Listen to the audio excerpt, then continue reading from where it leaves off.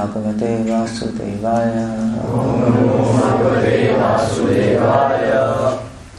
ओम नमो भगवते वासुदेवाय। ओम नमो भगवते वासुदेवाय। ओम नमो भगवते वासुदेवाय। हम लोग पढ़ रहे हैं 8वां स्कंद 3रा अध्याय और 33वां श्लोक। मेरे पीछे रिपीट कर सकते हैं, यहाँ लिखा है। तम वीक्षय पीडितम अजः सहसावतीरया।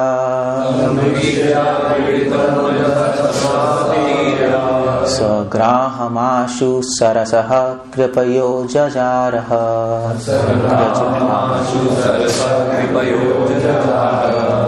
ग्राहाद् विपाटित मुखादरेण गजेन्द्रम्।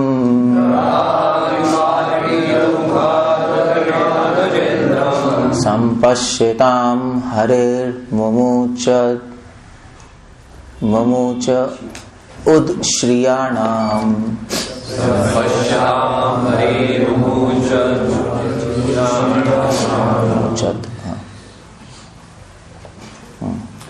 कोई रिपीट करेगा?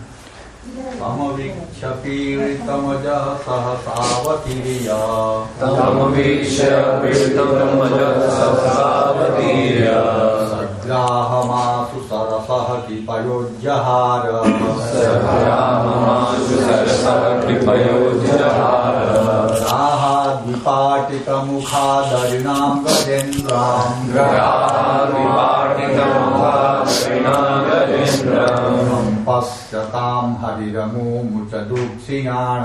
संपश्यतां हरिरमुमुचदुःखियाणाम्। और कोई रिपीट कर रहा है? कोई नहीं करना आता, बड़ी अच्छी सी बात है।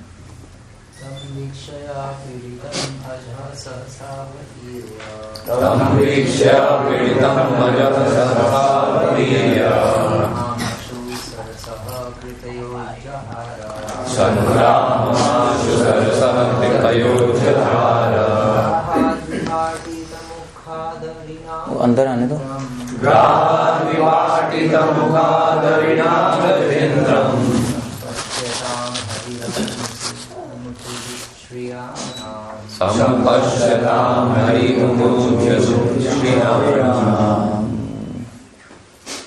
और कोई करेगा? माता जी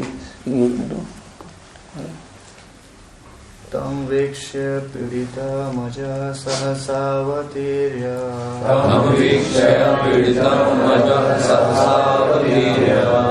ग्राहमाशु सरसः कृपयो जहार। ग्राहाद् विपाटितमुखादरेण गजेन्द्रम्।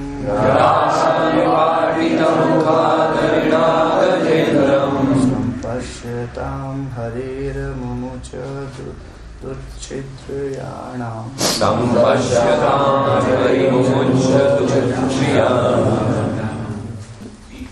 तम उसको, गजेंद्र को, वीक्षय उस अवस्था में देखकर,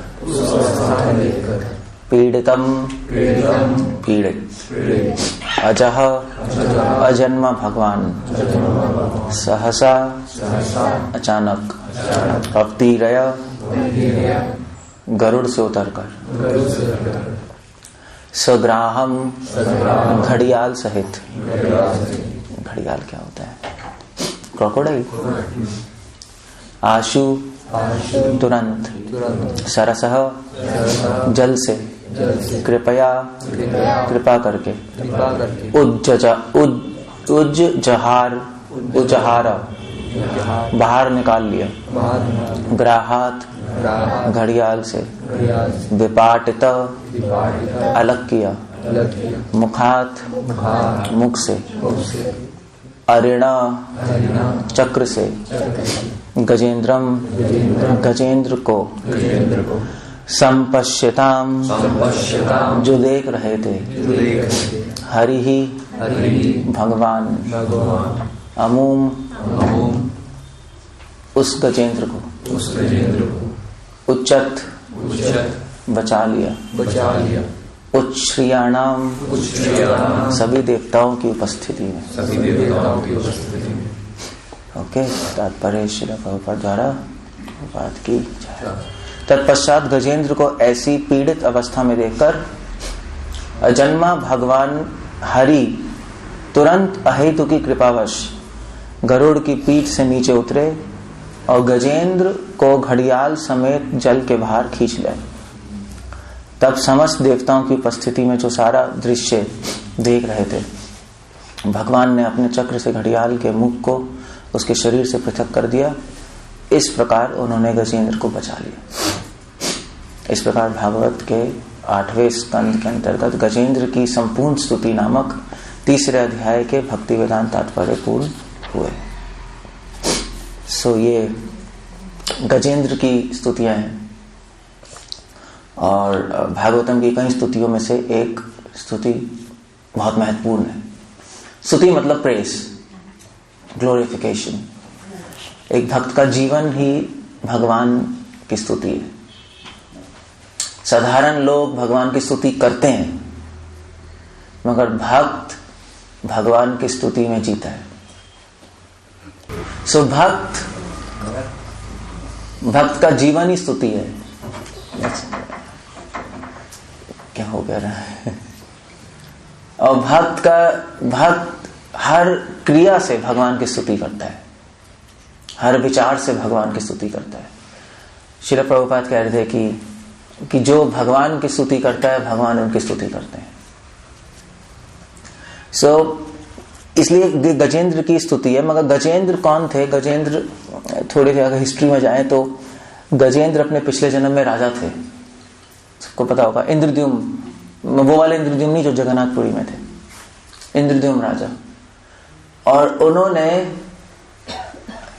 एक्चुअली ऐसा कहा जाता है कि वो साउथ इंडियन थे,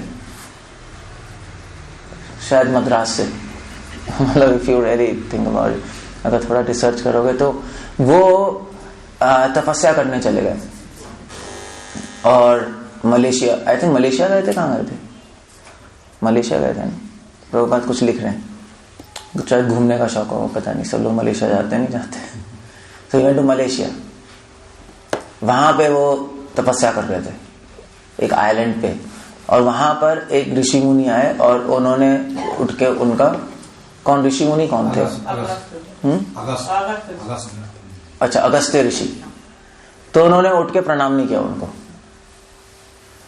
सो प्रभुपाद जी वहां पे लिख रहे हैं कि वो अपनी तपस्या की वजह से अहंकारी हो गए थे।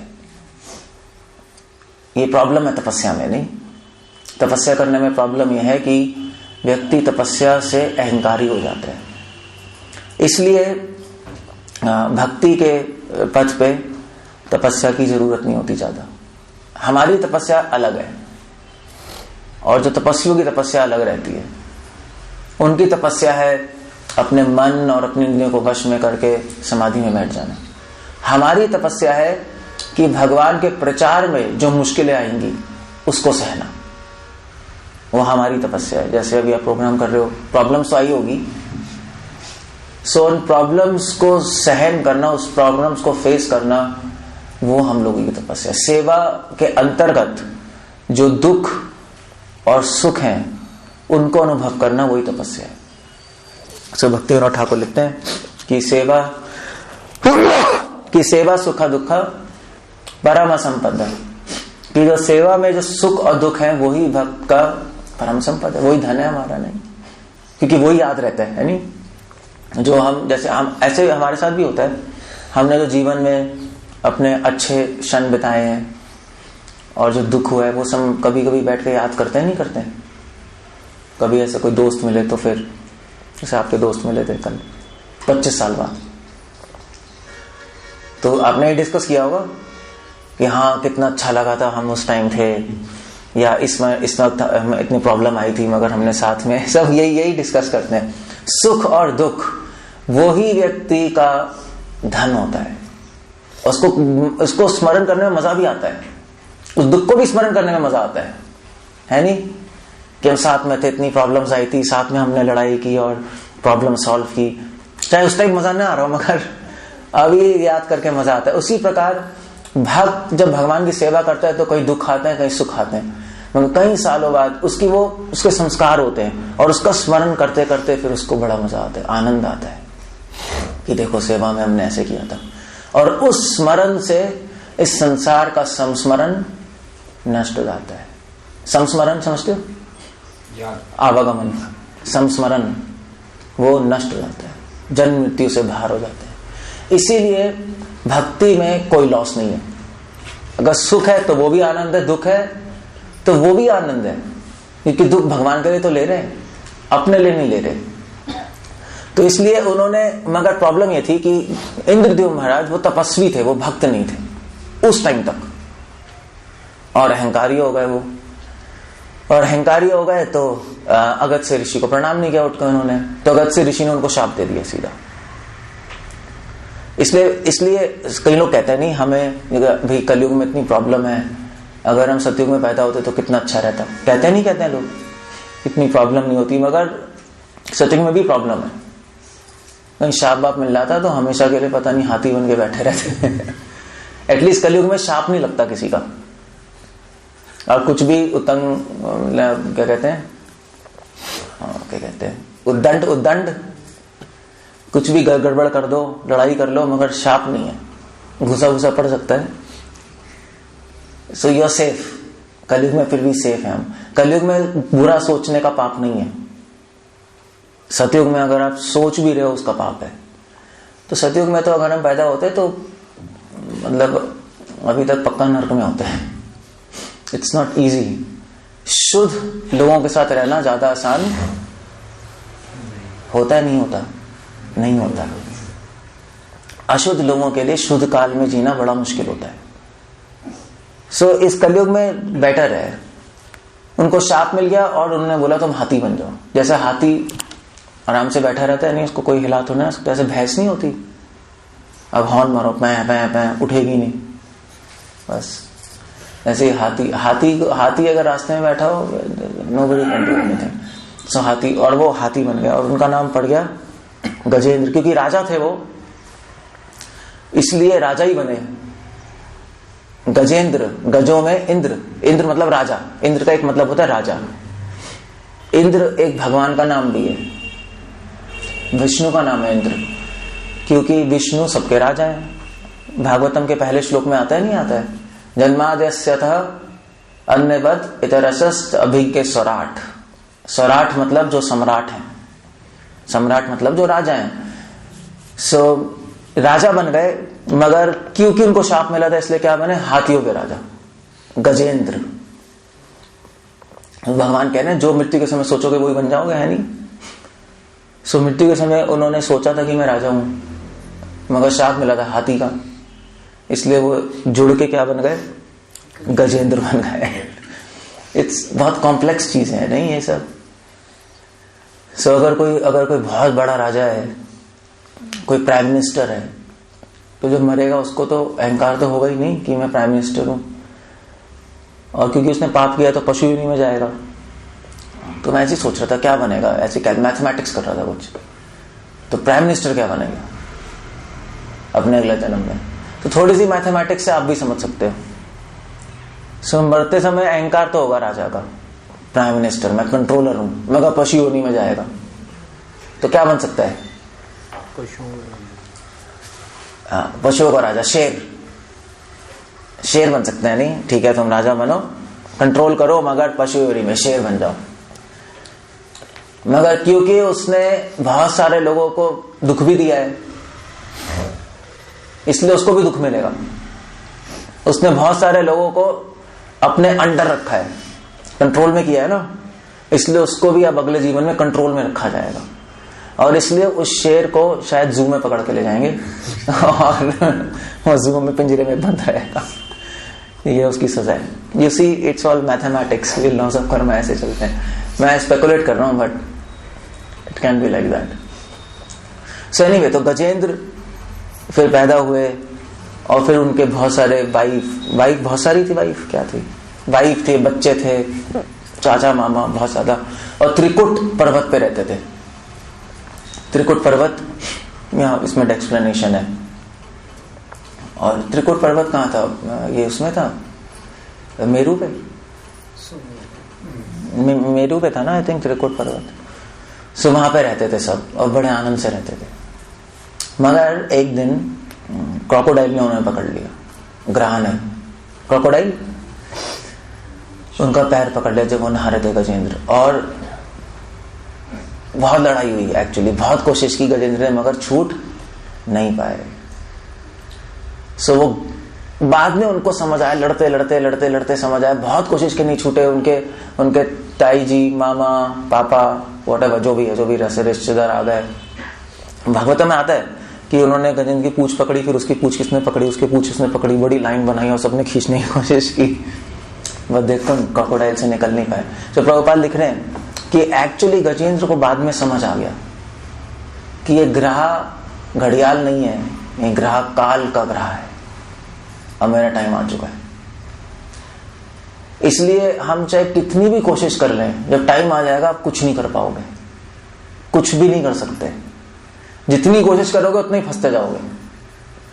सो गजेंद्र को थोड़ी सी इंटेलिजेंस आ गई कि अब मैं इतनी कोशिश कर रहा हूं फिर भी नहीं निकल पा रहा, मेरी सब लोग हेल्प कर रहे हैं फिर भी नहीं निकल पा रहे। एक क्रोकोडाइल क्या, उसको तो खींच के ऐसे ही बाहर निकाल लोगे, है नहीं, कौन सी बड़ी बात है। मगर उस क्रोकोडाइल में, उस घड़ियाल में भाग्य और काल की शक्ति आ गई थी सारी।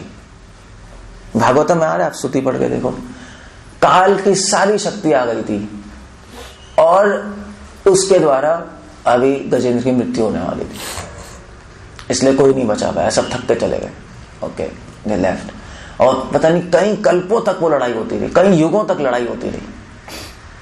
मगर प्रॉब्लम ये थी कि ग्रह पानी में था और हाथी भी कहा था पानी में, मगर हाथी तो लैंड का जानवर है नहीं।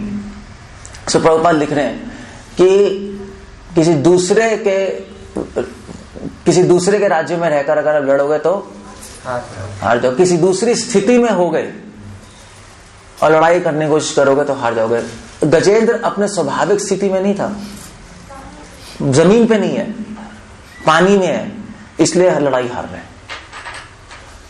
उसी प्रकार हम भगवान के धाम में नहीं, हम माया धाम में। अगर माया से लड़ने की कोशिश करेंगे तो लड़ाई हार जाएंगे, क्योंकि हम है ही नहीं, हम जहां के वहां पे नहीं है, यहां पे पड़े हुए। तो यहां पे अगर माया से लड़ेंगे तो लड़ाई हारेंगे 100%। गजेंद्र को समझ आ गया कि लड़ाई में हारने वाला हूं, मेरा समय आ गया। इसलिए गजेंद्र ने अपनी प्रार्थनाएं शुरू की। और अगर आप प्रार्थना पढ़ोगे, आप प्रार्थना पढ़ोगे तो शुरू में गजेंद्र ने भगवान से प्रार्थना की कि कृष्णा एक्चुअली नहीं बोला गजेंद्र ने बोला वो जो भगवान है वो मेरी रक्षा करे। ऑफ कोर्स जब कोई प्रॉब्लम में होता है तो रक्षा तो मांगता ही है ना। अब जब कोई हेल्प नहीं हो रही तो मरता क्या ना करता, यही होता है ना। सो मरते हुए तो नास्तिक भी भगवान को बुलाता है, नहीं जब अंत समय आ रहा हो, हे भगवान अब जो भी है अब मदद करो। तो गजेंद्र ने ऐसे ही बोला, आप जो भी हैं, ओम नमो भगवते तस्मई यते तच्चिदात्मकम, यहीं से शुरू हो रहा है। ओम नमो भगवते तस्मई, आपके लिए, आप जो भी हैं, जो ब्रह्मा शिव इंद्र सारे देवी देवताओं के स्वामी हैं, उनको मैं प्रणाम करता हूं, प्लीज मुझे मेरी रक्षा कीजिए। तो प्रभुपाद लिख रहे हैं गजेंद्र प्रेयर इसलिए इंपॉर्टेंट है। वैसे तो कई प्रार्थनाएं नहीं भगवान के लिए, आप कोई भी प्रार्थना पढ़ लो, मगर इस प्रार्थना में 2 शिक्षाएं हैं बहुत इंपॉर्टेंट।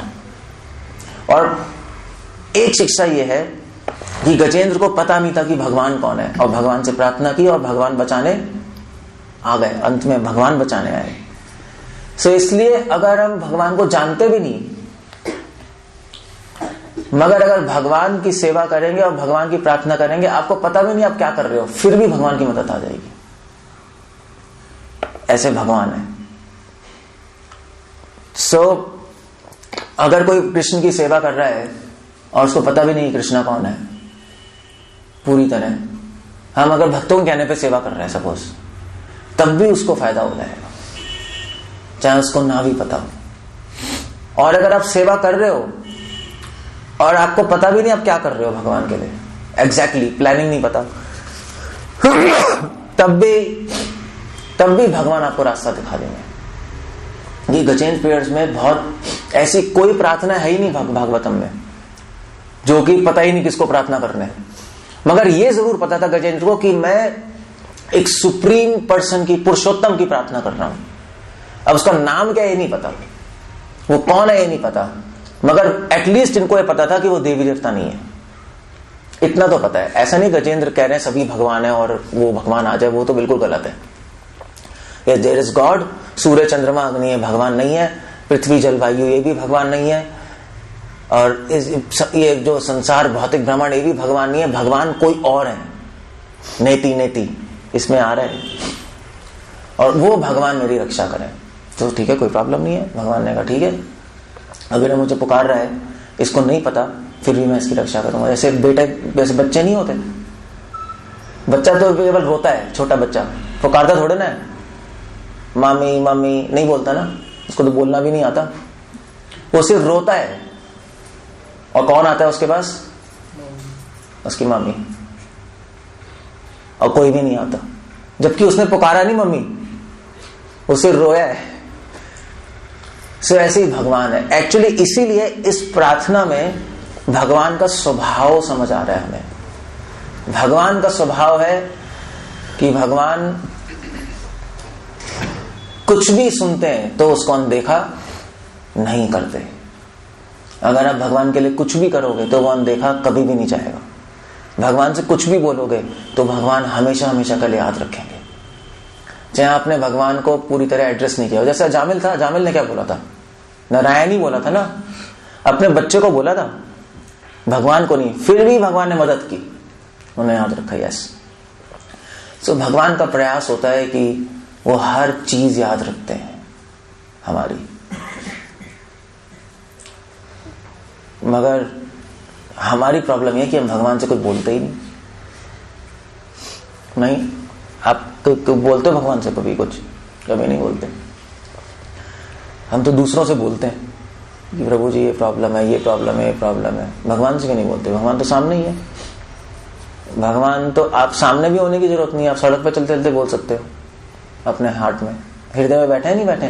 प्रभुपाद ने एक लेटर लिखा था एक्चुअली, आई थिंक हमसदूत प्रभु थे, कौन थे, कि उन्होंने लेटर लिखा, प्रभुपाद मुझे जेल हो गई है। वहां तो जेल वेल हो जाती है लोगों को, कोई बड़ी बात नहीं है। सो जेल हो गई है, अब मैं क्या करूं? तो मेरे यहाँ पे तो कोई मूर्ति भी नहीं है और मैं पूजा भी नहीं कर सकता, जब कर रहा हूं। तो मैं उन्होंने लिख के भेजा, हमसदूत प्रभु थे कोई और थे, कि प्रभुपाद मैं अपने हृदय में भगवान को रोज फूल अर्पण करता हूं। ऐसा उन्होंने लिख के भेज दिया। सो प्रभुपाद ने लिखा कि प्रभुपाद लिखा, बहुत अच्छा है, क्योंकि भगवान तो सब जगह है। सो अगर तुम अपने हृदय में भी फूल अर्पण करोगे तो कृष्णा जरूर स्वीकार करेंगे। भगवान जरूर स्वीकार करते हैं, चाहे हम ऑल्टर में कर लो, चाहे अपने हृदय में कर लो, एक ही बात है।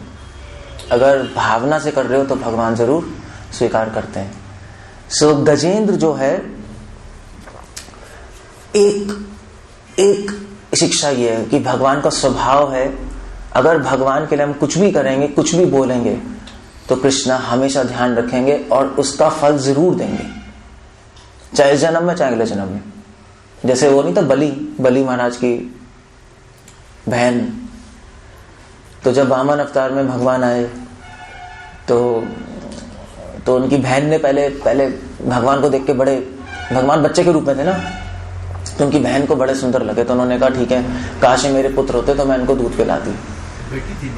बेटी थी क्या थी? बहन थी, बेटी थी, तो मैं उनको दूध पिलाती, ठीक है। और फिर उसके बाद, मगर जब उन्होंने वामन देव ने बलि महाराज को पकड़ के सूतल में डाल दिया तो उनको बड़ा गुस्सा है, उन्होंने कहा मैं उनको जहर पिलाऊंगी। तो भगवान ने याद रखा उसको। अजीब सी बात है नहीं, मतलब एक थोड़ा सा सोचा था बस, कोई बड़ी बात थोड़ा ना, हम तो हजार चीजें सोचते हैं, मगर भगवान तो अंतर्यामी, उन्होंने याद रखा कि इसने इच्छा पूरी की है। और अगले जन्म में, मतलब अगला जन्म तो बहुत टाइम बाद हुआ, मतलब भगवान कृष्ण का अवतार लीला कितने टाइम बाद हुई है? बलि महाराज की लीला कब हुई है? सतयुग में, प्रॉब्ली त्रेता युग में, बहुत पहले हुई है, पता नहीं किस युग में हुई है। भगवान ने याद रखा, कई युगों बाद भगवान ने उसकी इच्छा पूरी की।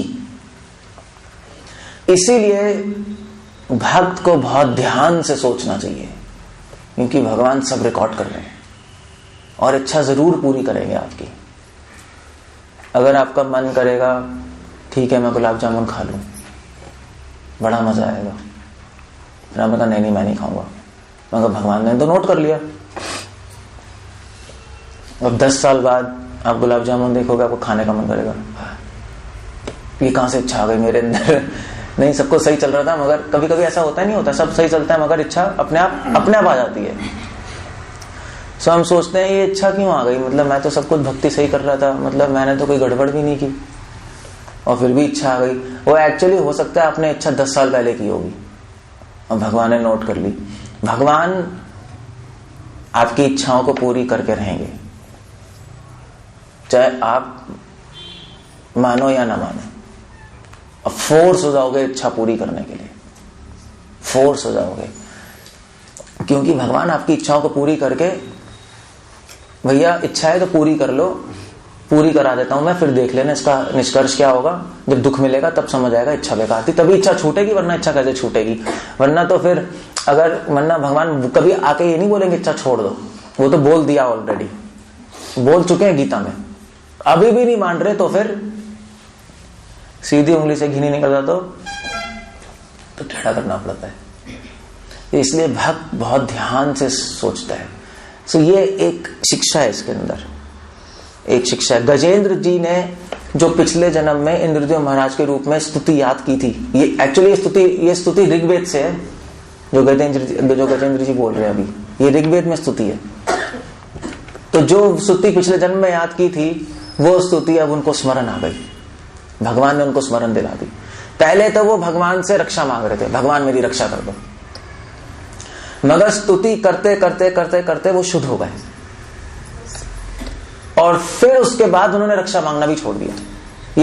ये दूसरी शिक्षा है इस प्रार्थना में, कि एक तो अगर आपको प्रार्थना पता भी नहीं कि भगवान के लिए कर रहे हो, फिर भी अगर कर रहे हो भगवान के लिए, पता नहीं कौन है, फिर भी भगवान के लिए कर रहे हो, वो रक्षा करेंगे। और दूसरी बात है कि अगर स्तुति सही से कर भी नहीं रहे तब भी स्तुति करते करते आप स्तुति करना सीख जाओगे, या दूसरे शब्दों में अगर सेवा सही से नहीं हो रही तो सेवा करते करते सेवा सीख जाओगे। सेवा ही सेवा को सिखाती है और सेवा ही सेवा का फल है। श्रील प्रभुपाद लिख रहे अपने लेटर में, service is the reward of service, by serving Krishna you learn how to serve. नहीं, ऐसे ही है नहीं, अगर साइकिल सीखनी है तो क्या करना पड़ेगा, पहले क्लास लोगे, पहले पीएचडी क्लास ले रहे हैं फिर साइकिल चला रहे हैं। अब 10 साल पीएचडी क्लास ले रहे हो तब भी साइकिल नहीं चला पाओगे आप, तो साइकिल चला के साइकिल सीख जाओगे बस एक हफ्ते में, कोई बड़ी बात नहीं है। स्विमिंग सीखनी है तो पानी में कूद जाओ, हवा में स्विमिंग सीख के भी पानी में नहीं कोई कूदता, कोई करता है ऐसे, कभी नहीं सीख सकते। उसी प्रकार सेवा सीखनी है तो सेवा कर लो, और कोई तरीका नहीं है। किताब पढ़ के सेवा कोई नहीं सीख सकता, असंभव है। इसका मतलब ये नहीं पढ़ना नहीं चाहिए, पढ़ना सेवा करने का उत्साह देता है, मगर सेवा सीखने के लिए सेवा करनी पड़ती है।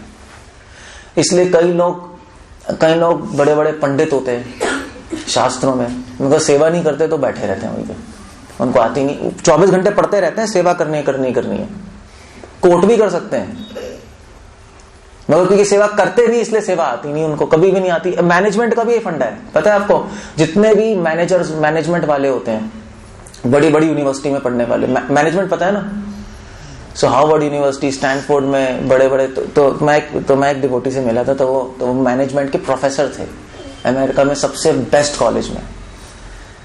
तो मैं मिला, तो मैंने कहा कि आप क्या कर रहे हैं, तो कहते हैं हाँ ठीक है, मैं तो मैनेजमेंट का प्रोफेसर हूँ सबसे अच्छे कॉलेज में। तो मैंने कहा चलो मैं कोर्स बना रहा हूँ मैनेजमेंट पे, तो आप मेरी मदद करेंगे। तो कहते हैं हाँ वैसे तो मेरे पास टाइम नहीं है। तो फिर मैंने उनको बाद में बोला एक्चुअली पता है क्या है, कि जब मैं कोर्स बनाऊंगा ना मैनेजमेंट का, तो आपसे कभी हेल्प नहीं मांगूंगा मैं क्योंकि जो मैनेजमेंट के प्रोफेसर होते हैं वो जब असली मैनेजमेंट में आते हैं तो कंप्लीट फेलियर होते हैं। अगर मैनेजमेंट सीखना है तो मैनेजमेंट के प्रोफेसर के पास कभी भी मत जाना। मैनेजमेंट सीखना है तो असली जो मैनेजमेंट कर रहे हो उसके पास चले जाना, समझे। बिजनेस सीखना है तो एमबीए करके बिजनेस कभी नहीं सीख सकते आप, फेलियर हो आप, कोई एमबीए वाली हो ना दीक्षावती, नहीं आता ना, बिजनेस नहीं कर पाओगे, फेलियर हो गए। थ्योरी पढ़ के नहीं कर सकता कोई, वो तो जब फील्ड में जाओगे तो कुछ और ही निकलेगा। सो ऐसे ही होता है, हर फील्ड में ऐसे होता है। ऐसे आप पढ़ लो सब कुछ, हर पैराग्राफ में प्रभुपाद क्या बोल रहे हैं, एक ही चीज बोल रहे हैं ना, सेवा करो, यही बोल रहे हैं ना। तो करोगे तो सीख जाओगे बस। प्रचार करने से सीखते हो, किसी को बोलोगे तो बोलना सीख जाओगे बस। अगर आप डरते रहोगे, हाँ मैं लेक्चर नहीं दे सकता, मैं क्या करूं क्या नहीं करूं, बाद में दूंगा, बाद में मनने के बाद दोगे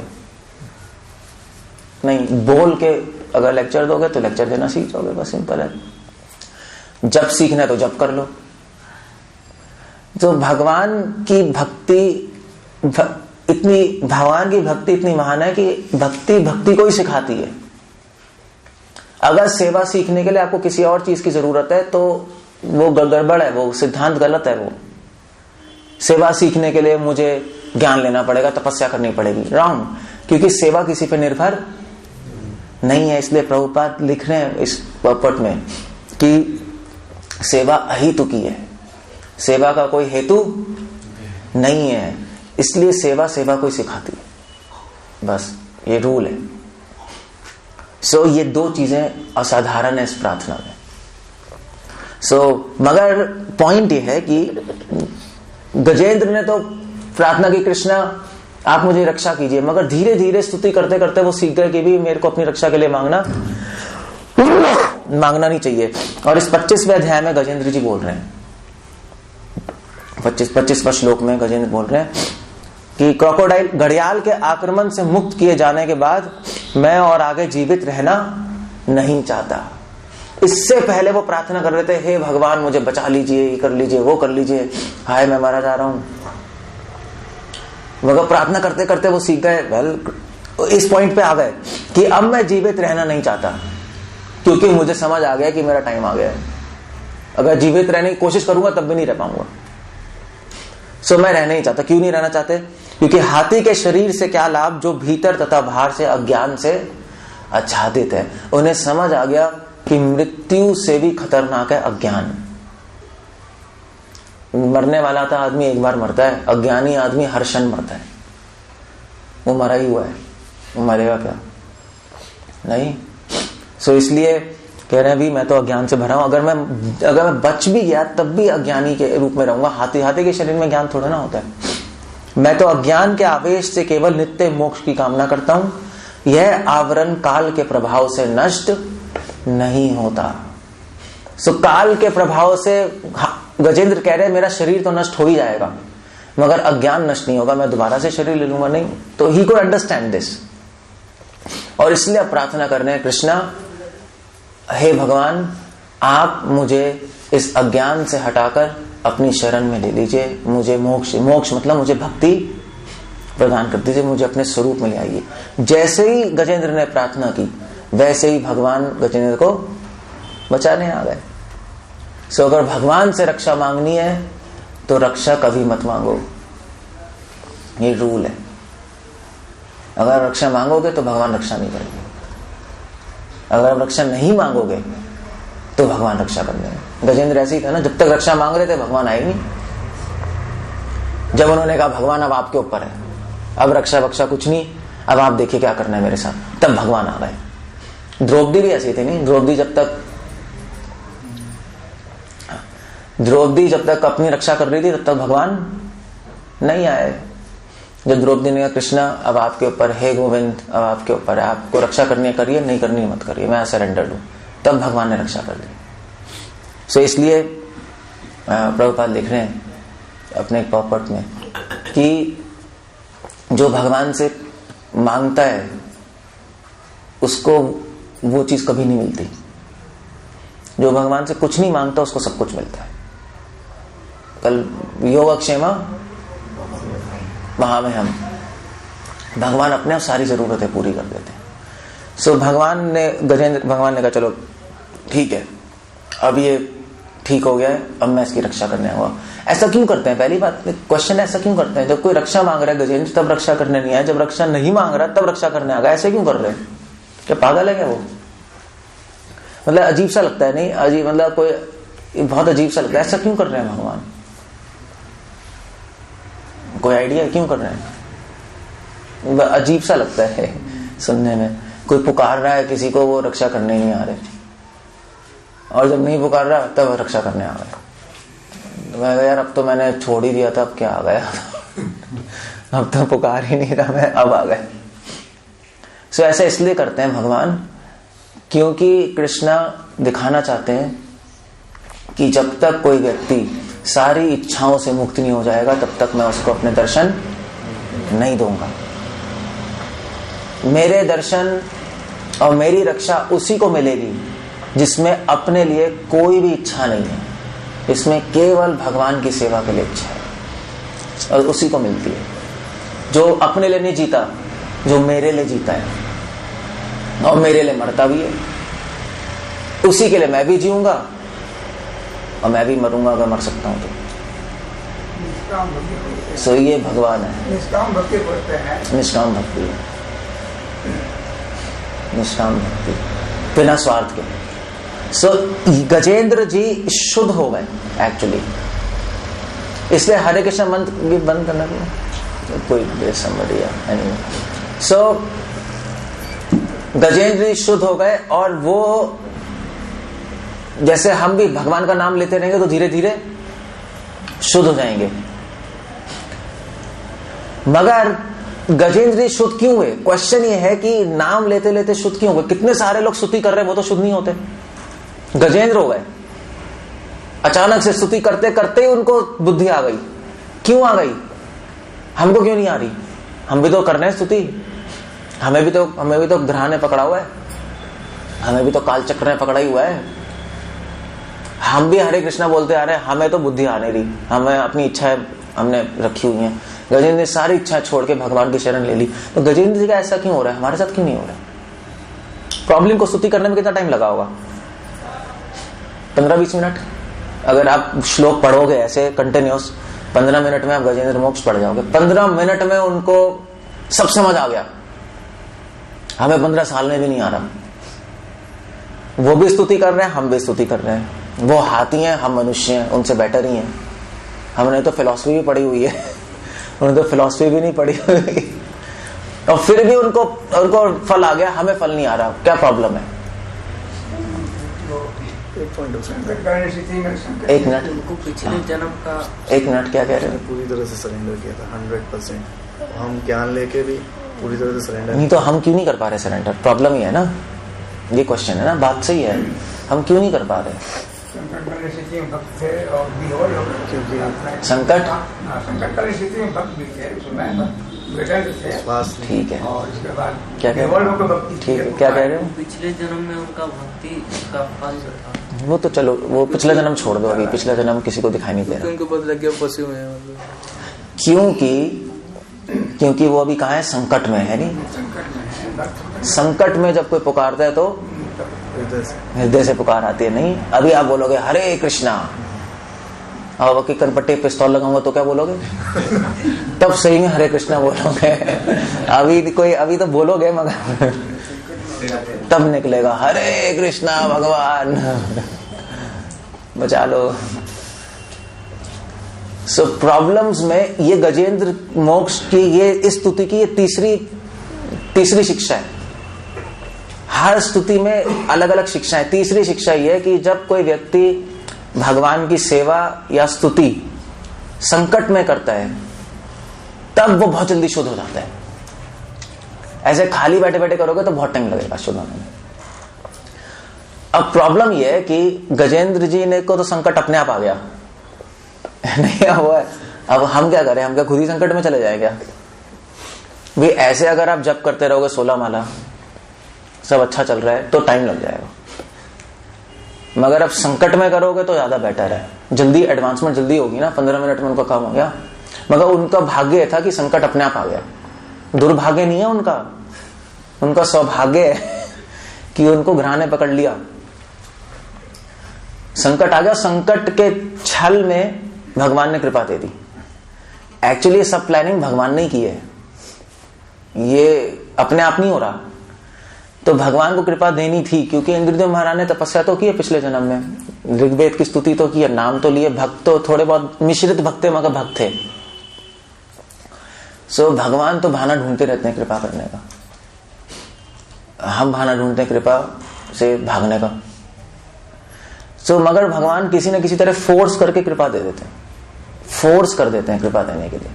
सो भगवान ने ऐसी स्थिति बनाई कि भैया वो संकट में आ जाए, अब वो अपने आप से ही उसकी आत्मा से स्तुति निकलेगी और शुद्ध हो गए और कृपा मिल गई। समझ रहे हो?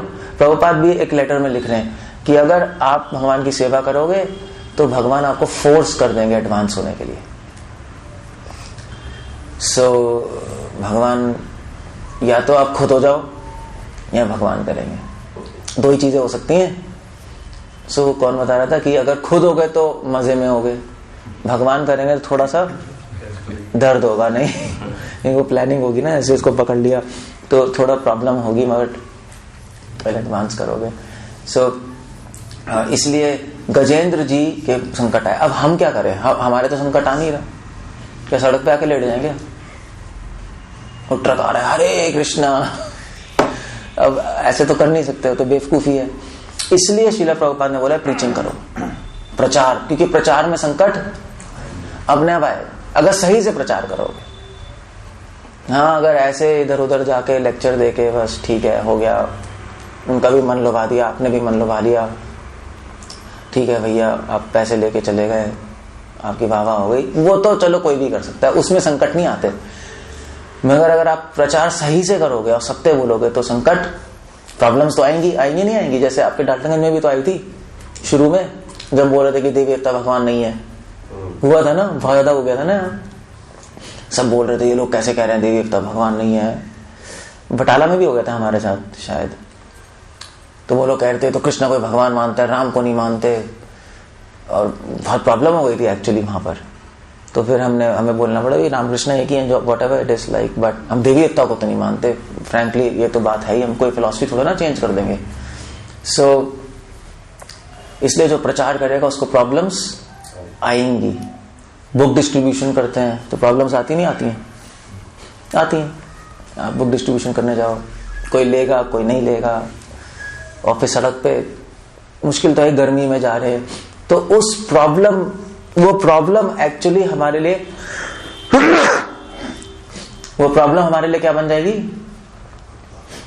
वो हमारे लिए अनुकूल हो जाएगी भक्ति के लिए, और हम जो जल्दी एडवांस कर जाएंगे। इसलिए प्रभुपाद ने बोला जो प्रीचिंग नहीं करता वो कभी भी एडवांस नहीं करेगा जल्दी। जो काम 15 मिनट में हो रहा है उसके लिए 15 साल लग जाएंगे। इसलिए जो लोग वृंदावन में बैठे हैं वो भी तो स्तुति कर रहे हैं। आप वृंदावन में चले जाओ, एक किताब मिलती है स्तुतियों की, ये तो भागवतम है, स्तुतियों की किताब मिलती है, पता है आपको? वो श्यामलाल हकीम जी की, उसमें सारी स्तुतियां हैं, कुंती महारानी की स्तुति, गजेंद्र जी की स्तुति, ये भीष्म पितामह की स्तुति, सब स्तुति। हमें बैठ के लोग पढ़ते रहते हैं स्तुतियां करके, बड़ा बैठे अपने रूम में बैठ के। आप पढ़ सकते हो, गलत नहीं है, मगर फिर आपको 15 साल लग जाएंगे शुद्ध होने में। सो प्रभुपाद ने क्या बोला? प्रभुपाद ने बोला ये छोड़ो और वृंदावन छोड़ के कहां जाओ? प्रचार, बाहर से दिल्ली जाओ, और दिल्ली में भी पहाड़गंज पहाड़गंज पता है कौन सी जगह है? It's a messed up place, वहां पे आके प्रीचिंग करो। भक्ति शांता ने ऐसे ही बोला था। सो एक्चुअली प्रभुपाद ने अपने शिष्य को बोला था कि एक्चुअली प्रभुपाद के कुछ शिष्य वहां मंदिर, जब वृंदावन में थे ना, तो राधा रमन मंदिर गए, तो राधा रमन मंदिर के जो स्वामी जी हैं, जो पंडा है, स्वामी जी कहता हूँ, पुजारी, उन्होंने उनको आशीर्वाद दिया कि भी तुम्हें आशीर्वाद मिलेगा। तो बड़े खुश हुए, प्रभुपाद जी के पास आए, उन्होंने कहा प्रभुपाद जी हमें राधा रमन के पुजारी ने आशीर्वाद दिया है। प्रभुपाद ने कहा तुम वापस जाके उसको आशीर्वाद दो कि वो अगले जन्म में अमेरिका में पैदा होगा और महाप्रभु के संकीर्तन मूवमेंट में पार्टिसिपेट करेगा। लेकिन इमेजिन, राधा रमन के जो गोस्वामी है, गोस्वामी जिसने बचपन से, पता नहीं बचपन से वो सेवा करते हैं राधा रमन जी की, प्रभुपाद कह रहे तुम लोग उससे ज्यादा शुद्ध हो, तुम्हारा सौभाग्य ज्यादा है, क्योंकि तुम अमेरिका में पैदा हुए, तुम्हें महाप्रभु ने अपने संकीर्तन मिशन में पार्टिसिपेट करने का अवसर दिया है। इसलिए जो वृंदावन में बैठ के जो पूजा कर रहे हैं बड़े बड़े गोस्वामी हैं, उससे करोड़ों गुना ज्यादा ऊपर है जो सड़क पे भगवान की भुख वितरण कर रहे हैं। प्रभुपाद के अनुसार तो ऐसे ही भाई, शास्त्र के अनुसार कुछ और हो सकता है, प्रभुपाद के अनुसार ऐसे। आप शास्त्र मानोगे, प्रभुपाद को मानोगे? What do you do? नहीं, मैं क्वेश्चन पूछ रहा हूँ मैं। शास्त्र मानोगे या प्रभुपाद को मानोगे? व्हाट डू यू से? शास्त्र मानेंगे। नहीं, हम प्रभुपाद को मानते हैं। अरे बात तो सुन लो भाई। अपने मन से चलोगे तो कुछ समझ नहीं आएगा, सब कुछ खत्म हो जाएगा। नहीं, अभी तक शास्त्र विरोध नहीं होना चाहिए। सुनो, सही बात, सुनोगे तो समझ आएगा, नहीं सुनोगे तो बोलते रहो। तो शास्त्र से हम नहीं मानेंगे, हम पहले प्रभुपाद की बात मानेंगे। क्यों? क्योंकि हम शास्त्र को इतना नहीं समझ सकते जितना प्रभुपाद समझते हैं। इसलिए हमें लग सकता है शास्त्र कुछ कह रहे हैं, प्रभुपाद कुछ कह रहे हैं, हम शास्त्र की बात मानेंगे। हम बेवकूफ हैं, क्योंकि प्रभुपाद शास्त्र को हमसे ज्यादा समझे हैं, इसलिए वो शास्त्र के अनुसार ही बोल रहे हैं। वो हमें अलग लग रहा होगा, मगर एक्चुअली प्रभुपाद सही बोल रहे हैं। इसलिए अगर अभी कभी डाउट है कि शास्त्र में कुछ लिखा है, प्रभुपाद कुछ कह रहे हैं, तो किसकी बात माननी है? एक्चुअली प्रभुपाद की मान लो, क्योंकि आप सेफ हो। शास्त्रों की बात मानोगे तो शास्त्रों को भी पालन नहीं कर पाओगे, समझ ही नहीं आएगा। हम क्या समझेंगे? क्या क्या कह रहे हैं? हिंदी में लिखा है, समझ जाएंगे। ये हिंदी में पढ़ के समझ जाते तो यहाँ आने की क्या जरूरत थी? मैं क्यों बैठा होता? हिंदी में पढ़ के नहीं समझ पाओगे, हिंदी नहीं समझ सकते। नहीं, एक मिनट, वो भक्तों से समझ आता है, हिंदी में पढ़ के समझ नहीं, पूरी तरह नहीं समझ सकते। समझ सकते हो, पूरी तरह नहीं। सो इसलिए ये मैं नहीं कह रहा, शास्त्रों में लिखा है, बौधायन स्मृति में लिखा है कि अगर कभी आचार्य और शास्त्रों में अगर आपको विरोध नजर आए, नहीं तो आचार्य की बात मानो, शास्त्रों की बात मत मानो। क्योंकि मैंने लॉजिक बताया ना अभी, क्योंकि अगर आचार्य की बात मानोगे तो शास्त्र अपने आप पालन हो रहा है, क्योंकि आचार्य कभी शास्त्र के विरोध बात नहीं करेंगे। तो जो आप कह रहे थे, तब यहां से ऐसे आएगा। तो बनाया हुआ है ना, हरे कृष्ण। अच्छा ठीक है, बाद में बात करेंगे। सबको समझ आ गया, नहीं आ गया? ओके। सो इसीलिए अगर गुरु और शास्त्रों में विरोध नजर आ रहा है तो किसकी बात माननी है? गुरु की, क्योंकि वो ज्यादा समझते हैं शास्त्र हमसे। मगर ऐसा होगा, एक्चुअली कभी कभी ऐसा होगा, आपके लाइफ में भी होगा। देखना, आप कहोगे यार किताब तो कुछ और कह रही है, ये कुछ और कह रहे हैं, अब क्या करें? तो जनरल टेंडेंसी होती है हम किताब की बात मानेंगे, यार ये तो गलत है, तो कुछ और ही कह रहे हैं। और भक्ति संत का ऐसा ही हुआ। भक्ति संत सरस्वती ठाकुर कुछ कह रहे थे और उनके जो डिसाइपल है सुंदरानंद विद्यामनोद और कौन थे वो, अनंत वासुदेव, उन्होंने उनकी टीचिंग्स पढ़ी, भक्ति संत की शिक्षा, और फिर भागवत पढ़ी। उन्होंने कहा भागवत तो कुछ और है, ये कुछ और कह रहे हैं। उन्होंने सारे उनके काम गंगा में फेंक दी, क्योंकि ऑफकोर्स वो इंटेलिजेंट थे, मगर माया के ऐसे भ्रमित हो गए। उन्होंने कहा ये तो विरोध नजर आ रहा है। प्रभुपाद के साथ भी ऐसा हुआ। कहीं प्रभुपाद के शिष्य ने बोला कि भाई देखिए, भागवत में और चैतन्य चरितामृत में तो कुछ और ही लिखा है, उसमें तो महाप्रभु कह रहे 64 माला करो, है नहीं? तो कई लोगों ने अपना अपना अलग ग्रुप बना लिया था, फॉरेनर्स ने, 64 माला का। मगर प्रभुपाद ने कहा ये सब नॉनसेंस है। प्रभुपाद ने कहा मेरे गुरु महाराज ने बोला है कि 16 माला कम से कम।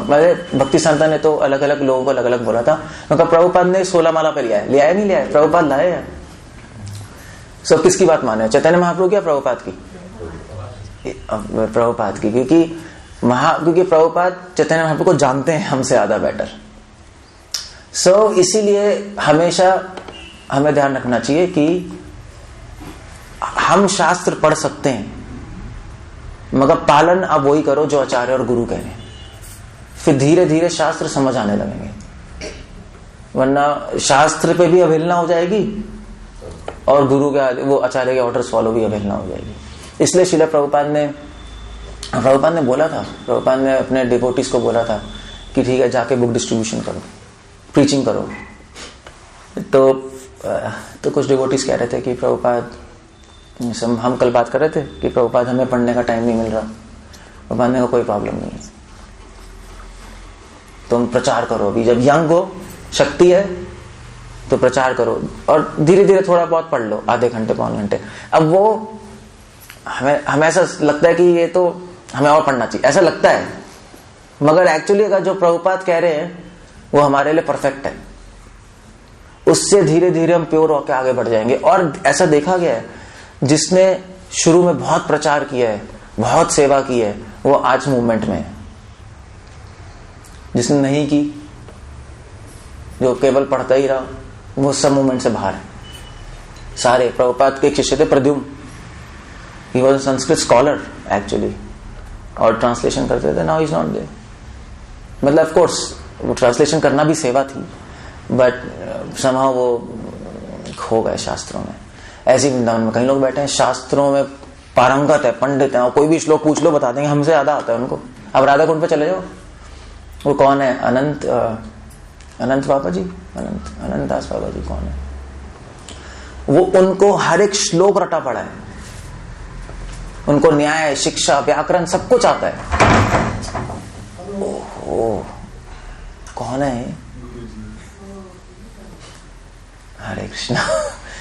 एक्चुअली ये प्रूफ हो गया कि मैं झारखंड में हूँ। प्रूफ है, अभी तक मुझे लग रहा था मैं कहीं और हूँ। हरे कृष्णा। एनीवे, मैं क्या कह रहा था? I just forgot. हाँ, तो वो अनंत वासुदेव, अगर राधाकुंड पे जाओगे ना, वो हर चीज, हर श्लोक वर्ड टू वर्ड बोल देंगे। कहोगे यार ये अच्छे, हम इनसे शिक्षा लेंगे। नहीं, इनको तो सब कुछ आता है। मगर एक्चुअली प्रभुपाद के अनुसार या भक्ति संध्या के अनुसार वो लोग सब बंदर हैं। भक्ति संध्या कहते थे, मैं नहीं कहता, क्योंकि उन्होंने शास्त्र पढ़ लिए मगर शास्त्रों का मर्म नहीं समझ पाए। वो प्रभुपाद समझे, प्रभुपाद और प्रभुपाद गुरु भाइयों में ही फर्क था। प्रभुपाद के गुरु भाई भी बहुत स्कॉलरली थे, ऑफ कोर्स प्रभुपाद से ज्यादा होंगे, मगर प्रभुपाद भी स्कॉलरली थे, बहुत ज्यादा स्कॉलरली थे।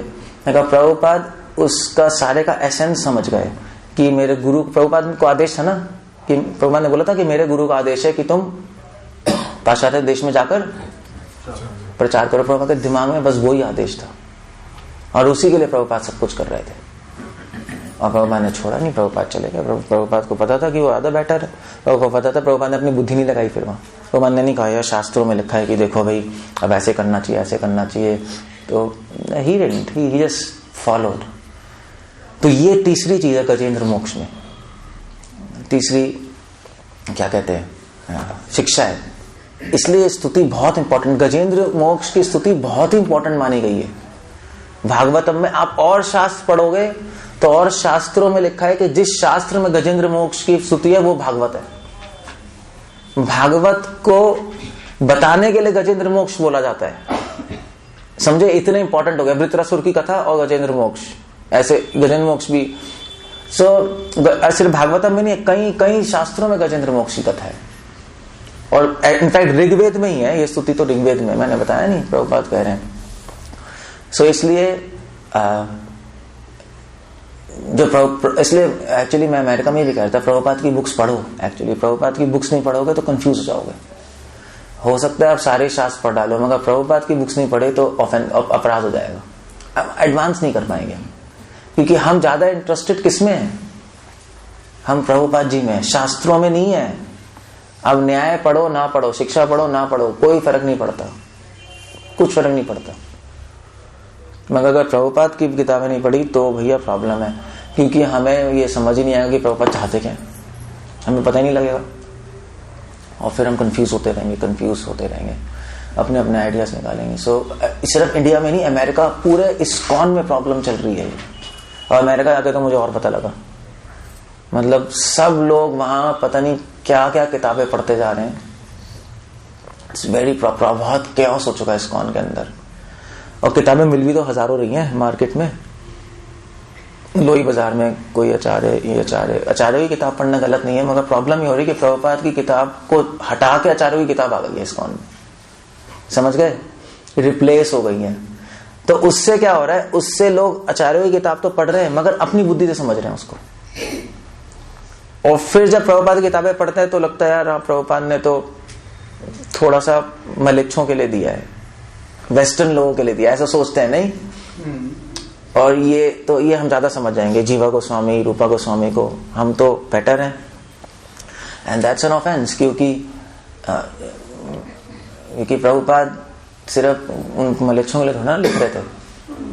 प्रभुपाद ने खुद ने बोला है अपने लेटर्स में था, महाराज ने जो भेजा था मेल, लेटर में था, आई थिंक लेटर में या किसी कन्वर्सेशन में प्रभुपाद ने खुद ने बोला है कि ये किताबें मैंने नहीं लिखी हैं, किताबें कृष्ण ने लिखवाई हैं। जब मैं लिखता था किताबें तो कृष्णा बैठते थे मेरे साथ और मुझे बताते थे, प्रभुपाद ने बोला। इसलिए प्रभुपाद ने बोला कि प्रभुपाद खुद भी अपनी किताबें पढ़ते थे, पढ़ते नहीं पढ़ते, आप देख लो वीडियोस, प्रभुपाद खुद सुनते थे, वो कहते थे कि तुम क्या सोचते हो मैं क्यों सुनता हूँ अपनी किताबें, क्योंकि ये कृष्णा ने लिखी है। सो प्रभुपाद जी ने अपनी किताबें 10,000 वर्ष सोच के लिखा है, 10,000 सालों तक प्रभुपाद की किताब चलेगी।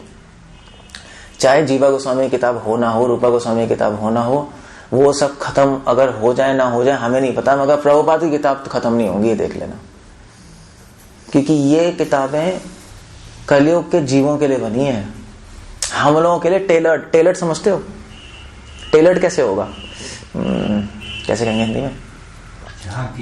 नहीं पात्रता। हाँ, मतलब एग्जैक्ट हमारे लिए प्रभुपाद ने बनाई है, हम जैसे लोगों के लिए, आधुनिक लोगों के लिए, कि भी तुम ऐसे आगे बढ़ जाओगे, साधारण आदमी के लिए। हाँ, आधुनिक जो है अभी के लिए। तो जीवा गोस्वामी, रूपा गोस्वामी, उनकी किताबें हैं, मगर उनकी किताबें समझ के आज के जीवन में लगाना बड़ा मुश्किल है। आप वहां से निकाल नहीं पाओगे चीजों को, खो जाओगे संस्कृत में, सिद्धांत में, उसी में खो जाओगे। मैंने पढ़ी है ना, मुझे पता है ना क्या होता है। सो आप पढ़ सकते हो, मगर पहले प्रभुपाद की किताब है, गलत नहीं है, और इसको फॉलो करो, तब हम सेफ हैं। तब 15 साल का काम 15 मिनट में हो जाएगा। और हो गया एक्चुअली। प्रभुपाद ने किसको प्रीचिंग की थी? हिप्पियों को ना, जो ड्रग्स पी रहे थे, तो सेक्स कर रहे थे, आज सन्यासी हैं। यू कैन इमेजिन 15 जीवनों का काम एक जीवन में हो गया। कोई इमेजिन कर सकता है कि कोई सन्यासी बन जाएगा? अमेरिकन हिप्पी लड़का जो ड्रग्स पी रहे हैं, जो 24 घंटे सेक्स कर रहे हैं, उनको पता भी नहीं उनका माँ कौन है, बाप कौन है, पता ही नहीं कुछ, और वह सन्यासी है। मतलब यू कैंट इमेजिन, कोई ऐसा कभी हुआ ही नहीं हिस्ट्री में। तभी तो प्रभुपाद ने जादू करके दिखाया। और वो क्यों किया है? क्योंकि वो कैसे बन गए सन्यासी? क्योंकि उन्होंने किसकी बात मानी? प्रभुपाद जी की। उस टाइम शास्त्र ही नहीं थे, उस टाइम को था ही नहीं, किताबें नहीं थी, उनको पता ही नहीं था क्या किताब है। मगर उन्होंने कहा भाई उनको ये विश्वास था कि ये जो बूढ़ा आदमी जो कह रहा है ये ठीक कह रहा है, दिस ओल्ड मैन ये कभी चीट नहीं करेगा हमें। वो ऐसा कह रहे थे, ऐसा सोच रहे थे। हाँ अभी प्रभुपाद जी कभी हमें चीट नहीं करेंगे, तो उन्होंने मान लिया, उन्होंने कर लिया, बस दैट्स ऑल। सो इसलिए गजेंद्र स्तुति में 3 शिक्षाएं हैं, वो हमेशा ध्यान रखना। और गजेंद्र जी से हम ये सीख सकते हैं। पहली शिक्षा क्या है? भूल गए कि अगर आपको समझ में नहीं है ना पूरी कि भगवान कौन है, सामने कौन खड़ा है, कृष्णा कौन है, ऐसे अभी नए में कहाँ पता रहता है भाई, हमें तो नहीं पता आधा शास्त्र, हमें पता भी नहीं कृष्णा कौन है, पता नहीं क्या है। मगर आप सेवा करोगे तो वो भगवान स्वीकार सेवा कर लेंगे, भक्तों के साथ रहकर, भक्तों के संग में। भक्तों के संग में अगर आपको समझ भी नहीं आ रहा तब भी भगवान आपकी सेवा स्वीकार करेंगे, बस। और दूसरी शिक्षा क्या है? अरे भूल गए आप लोग? संकट भूल तो गए। हाँ, दूसरी शिक्षा है कि सेवा कोई सिखाती है। स्तुति करते करते शुद्ध हो गए ना, वो सेवा ही सेवा को सिखाएगी। पढ़ने से नहीं सीख पाओगे, करने से सीखोगे, बस। और तीसरी शिक्षा, हाँ, संकट में 15 साल का काम 15 मिनट में हो जाएगा, जल्दी शुद्ध हो जाओगे। सो इसलिए अगर संकट लेना है, या तो संकट अपने आप आ जाए तो आपका बहुत सौभाग्य है। तो रोना मत, खुश होना कि प्रॉब्लम आ गई लाइफ में, क्योंकि प्रॉब्लम्स आएंगी तो मजा आएगा, तो एडवांस करेंगे हम। मगर अगर प्रॉब्लम नहीं आ रही तो बेटर है खुद से प्रॉब्लम क्रिएट कर दो। और वो कैसे करो, फालतू की प्रॉब्लम तो क्रिएट नहीं करना चाहते हम। प्रीचिंग करो तो अपने आप प्रॉब्लम्स आएंगी, और फिर उसको जूझने के चक्कर में आप शुद्ध, बहुत जल्दी शुद्ध हो जाओगे। होता ही नहीं होता है, आपके प्रोग्राम से प्रॉब्लम आती है तो प्रे किससे करते हो? भगवान कह तो रहे थे कि इतने सारे प्रोग्राम चल रहे हैं यार, अभी पता नहीं क्या होगा, अब तो भगवान के ऊपर ही है। नहीं तो फिर अभी तो प्रे कर रहे होगे भैया जल्द अच्छा हो जाए प्रोग्राम। तो अभी 24 घंटे प्रे कर रहे होगे भैया भगवान सही करा दो, इतनी मेहनत की है, प्रोग्राम खत्म हो जाएगा तो बस खत्म। नहीं, ऐसी है ना, वो टेंशन खत्म हो जाती है। सो इसलिए तीसरी शिक्षा ये है, प्रीचिंग करो, बुक डिस्ट्रीब्यूशन करो। संसार बहुत प्रॉब्लम में है, अगर आपको पता है, डाल्टनगंज में बैठ के समझ नहीं आएगा। मतलब वर्ड, सब लोग पागल होते जा रहे हैं संसार में, और बहुत ज्यादा कैओस चल रहा है। इसलिए प्रचार करना बहुत जरूरी है, हमें भी फायदा होगा, दूसरों को भी फायदा होगा। ये गजेंद्र मोक्ष में की 3 शिक्षाएं, इसको ध्यान रखो। इसलिए गजेंद्र स्तुति बहुत इंपॉर्टेंट है हमारे लिए। वैसे तो कई स्तुतियां मगर इंपॉर्टेंट है, इसमें विलक्षणता क्या है वो मैंने समझा दी। हरे कृष्णा। कुछ पूछना, कुछ कहना है? स्टॉप है। संतों के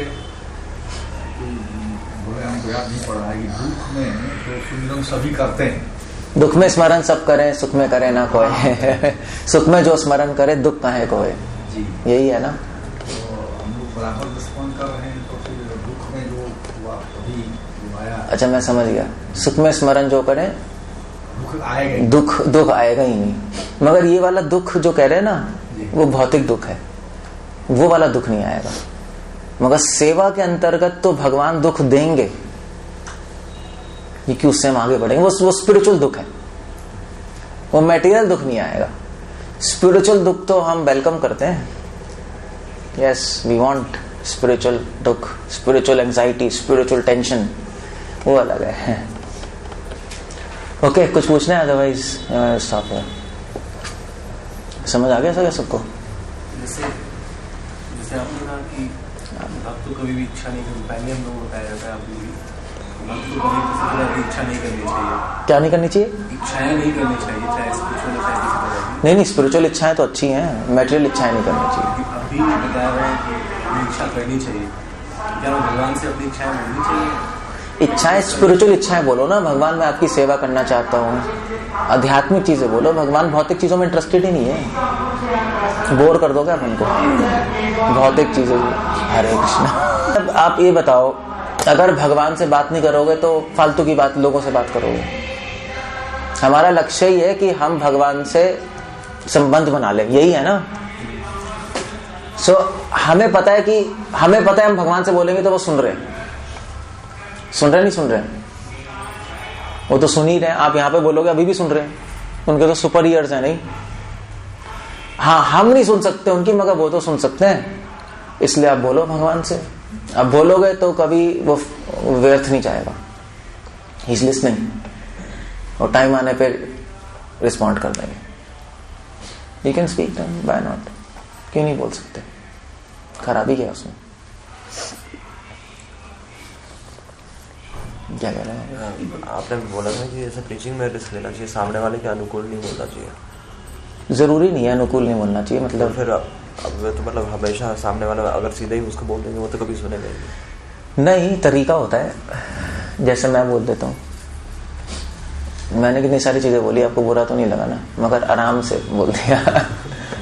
वो ऐड नहीं है, मेलेडी खाओ, क्या था वो ऐड था ना, वो नहीं है, वो पान पसंद, मैं तुमसे शादी नहीं करूंगी, जोर का पान पसंद खा के। So that's idea. सो आराम से बोल सकते हैं हम, समझा के। ऑफ कोर्स अगर आप ऐसे तू तड़ाक करते रहोगे तो गुस्सा ही हो जाएगा, वो फिर सुनेगा ही नहीं। इसलिए प्रभुपाद कहते हैं डिवोटीज को इंटेलिजेंट होना चाहिए। एट द सेम टाइम हम प्रिंसिपल चेंज नहीं कर सकते, नहीं वो नहीं कर सकते हम। सो ठीक है, तो हम बोल सकते हैं कि जैसे मैं सैनोजे में था ना, सैनोजे में कैलिफोर्निया में, तो वहां पे सारे डिवोटीज बैठे थे। सो वहां पे मैंने बोला कि देखो भी, जिसके हृदय में भगवान को प्राप्त करने की इच्छा नहीं होती वो कौन है? एक डिवोटी ने बोला कि वो जानवर है। तो मैंने बोला देखो मैंने थोड़ा ना बोला, इसने बोला जानवर है। सबने ताली बजाया, हाँ गुड गुड जानवर है। So you see there a technique. तो मैं प्रभुपाद की किताबों में बोल रहा था, प्रभुपाद की किताबों पे मैंने उनको बोला भी जिसने जो भी कहता है कि प्रभुपाद की किताबों में इनकम्प्लीट है, तो लोग कहते हैं प्रभुपाद की किताब में सब कुछ नहीं है, जो ये कहता है प्रभुपाद की किताब में सब कुछ नहीं है वो कौन है? तो एक ऐसे ही मैं पूछता रहा, तो उन्होंने कहा कि वो तो अनाड़ी है, वो है। तो एक आदमी ने बोला वो मूर्ख है। फिर उन्होंने बोला यस। मैंने नहीं बोला देखो इन्होंने बोला मूर्ख। तो फिर मैंने बोला कौन है वो बताना, फिर सबने बोला मूर्ख। So that's there have to be some technique, otherwise it's not a good idea. सब फ्रस्ट्रेट हो जाएंगे। I mean to say I tried that and I failed in that, इसलिए I change the technique. So मुझे पता है ना क्या होता है। सो इसलिए स्ट्रॉन्ग प्रीचिंग का मतलब ये नहीं है कि आप सबके सर फोड़ते रहो। That's a wrong idea. वो महाराज ने बुक लिखी है स्ट्रॉन्ग प्रीचिंग। स्ट्रॉन्ग प्रीचिंग का मतलब है कि आप प्रिंसिपल से डिविएट ना हो, सिद्धांत पे रहो, मगर आप उस स्ट्रॉन्ग मैसेज को सॉफ्टली भी दे सकते हो, और वो ज्यादा बेटर है। उसको आप आराम से बोल दो, समझा दो क्या है, ठीक है, बस ये तरीका है। ओके मुक्ति, उसकी मुक्ति कहाँ हुई थी? उसका तो गला काटा था।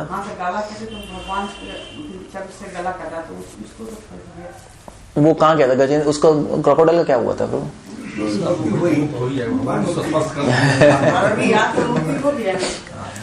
मगर उसकी मुक्ति और गजेंद्री मुक्ति अलग है। वो मुक्ति अलग होती है। नहीं फल कुछ नहीं मिला उसको।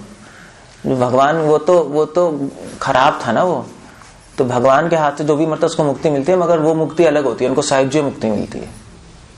गजेंद्र जी को तो भगवान ने उनका स्वरूप ही दे दिया, उनको भक्ति देके अपने धाम ले गए। सो मुक्ति कहते हैं, मगर अलग अलग परिभाषा है मुक्ति की, समझे? सो जैसे आप मुक्ति को ये भी कह सकते हो पापों से मुक्ति, या अब ये भी कह सकते हो लेक्चर से मुक्ति मिली यार खत्म हो गया, अब ये देखो वो भी मुक्ति है। सो अब मुक्ति तो मिली, मगर कौन सी मुक्ति मिली ये बात है। तो उसको वो वाली मुक्ति नहीं मिली जो गजेंद्र को मिली थी। गजेंद्र को टॉप मोस्ट मुक्ति मिली, उसको नीचे वाली मुक्ति, सायुज्य मुक्ति। तो इसलिए कोई प्रॉब्लम नहीं है उसमें, चाहे पहले हो चाहे बाद में। ठीक है नहीं ठीक है? हरे कृष्ण। भक्ति का